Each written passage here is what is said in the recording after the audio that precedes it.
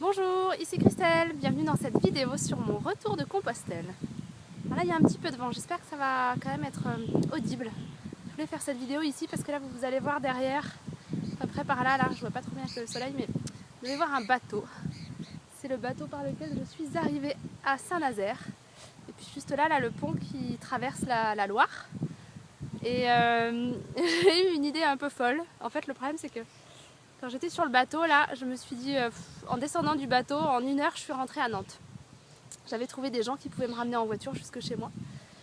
Et l'idée d'être enfermée dans mon appartement à peine 1 heure après être descendue du bateau, alors que ça fait 2 mois que je vis sans domicile fixe dans la nature, c'était un petit peu dur à imaginer. Et donc il y avait une idée qui avait fait son chemin depuis hier, qui était que je rentre à pied depuis Saint-Nazaire jusqu'à Nantes. Alors c'est un peu cinglé. Moi-même je me dis t'es folle, mais ça me fait marrer et surtout ça me fait plaisir. Donc voilà, il y a juste une voiture qui m'a fait traverser le pont parce que il n'y a pas vraiment de trottoir, il y a juste une piste cyclable mais qui est sur la route, donc je pense qu'en termes de sécurité c'était assez dangereux. J'aurais bien aimé traverser le pont pour le symbole, mais voilà, c'était quand même plus sécurisé, j'ai quand même pas prendre le risque de me faire renverser.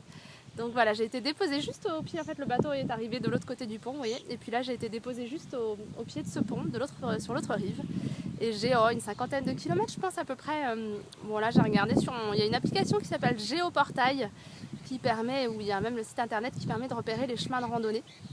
Donc j'ai regardé ça tout à l'heure sur le bateau et puis j'ai vu que je pouvais à peu près longer l'estuaire jusqu'à alors ça c'est rigolo, jusqu'à une ville qui s'appelle Le Pèlerin. Donc c'est quand même, ça s'invente pas. Une ville qui s'appelle, un village qui s'appelle Le Pèlerin où je vais devoir prendre le bac pour traverser la Loire et ensuite arriver à Couéron.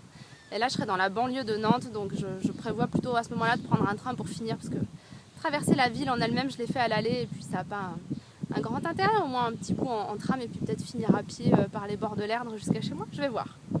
Il y a plein d'options, en tout cas voilà, j'ai encore au moins 2 jours de marche si ce n'est 3 avant d'arriver. Et ça me paraît pas mal pour pouvoir atterrir en douceur de mon long voyage de 2 mois parce que là c'était un petit peu trop trash d'arriver directement dans mon appartement et de me retrouver enfermée comme ça trop rapidement. Voilà. Donc je suis assez contente de mon idée, ça me fait bien plaisir et là il n'y a personne. Et moi je suis contente. Et ben je vous tiens au courant, je vous raconte le retour et puis merci d'avoir regardé cette vidéo. À bientôt.